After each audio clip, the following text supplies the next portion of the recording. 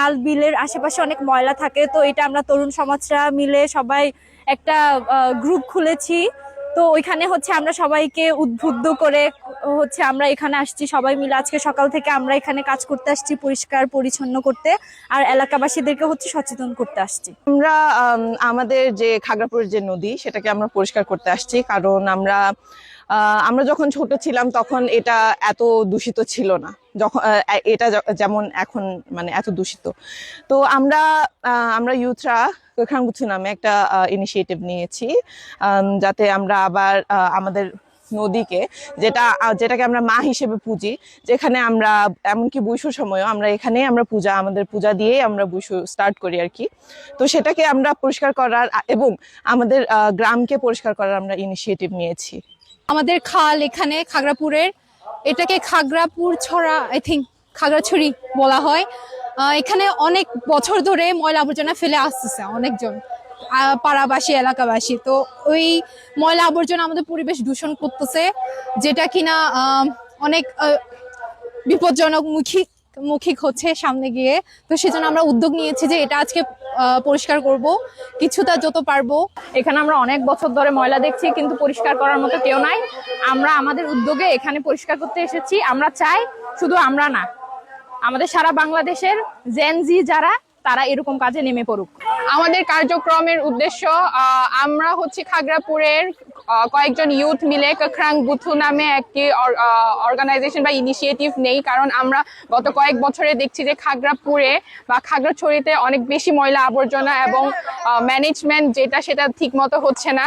সে কারণে আমাদের নদী, আমাদের ভূমি, আমাদের বন এগুলো অনেক দূষণ হচ্ছে। সেজন্য হচ্ছে আমরা কয়েকজন ইউথ মিলে এই উদ্যোগটি নিই।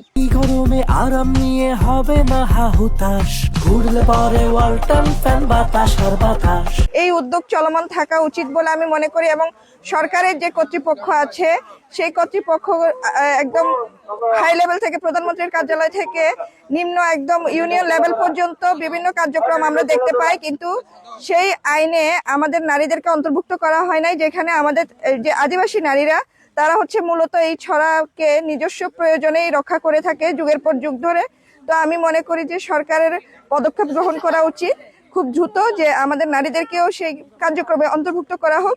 জনসংখ্যা বাড়ার কারণে যেখানে সেখানে ময়লা হচ্ছে এবং কেউ সচেতন না, আর কেউ সচেতন থাকলেও কেউ মানে অসচেতন ভাবে কাজ করছে, মানে জাস্ট নিজের বাড়িটাই ওরা মানে পরিষ্কার করছে, বাট আশেপাশে যে ময়লা আবর্জনা যে আমরা হাঁটবো এক জায়গায় বসে থাকবো সেটা মানে একদম কোনো প্লেস নেই। তো আমরা এই কার্যক্রমটা আমাদের ইন ফিউচার পর্যন্ত নিয়ে যাব, আর আমাদের এই জুনিয়র যারা মানে বয়সে মানে আসতেছে শিখতেছে তারাও এখানে আমাদের সাথে ইনক্লুড।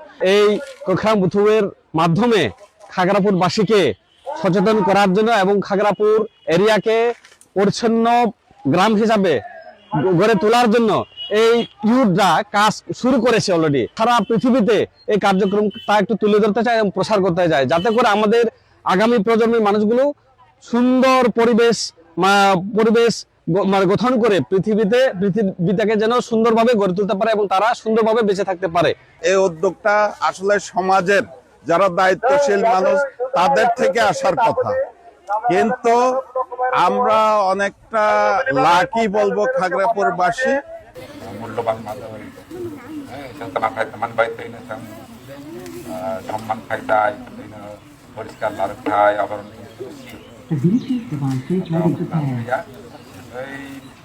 आंखौ कमस फाननाय आबुंखा जों जारा खाग्रापुरनि बेफार लागै